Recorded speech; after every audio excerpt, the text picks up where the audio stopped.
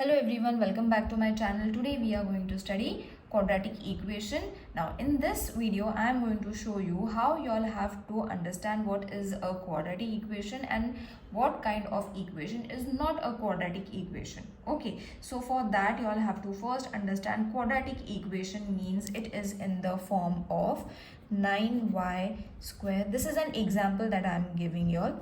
Okay, so suppose this is a kind of sum that has been given.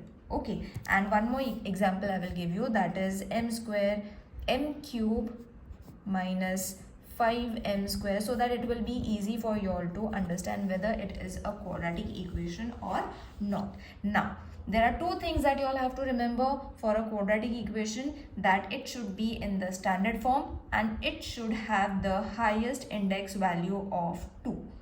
Okay मतलब अगर 2 से ज़्यादा आता है, 2 से कम आता है, then it is not a quadratic equation if the equation is not able to be converted in the standard form. Now what is standard form?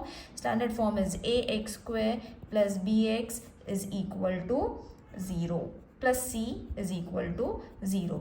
अगर equation इस form में नहीं हो पाता है, that is also stated that it is not a quadratic equation and the value of the index that is to be 2. Okay, na kam na zyada. Now two examples I have given. While comparing these two examples I am going to show you whether they are quadratic equation or no.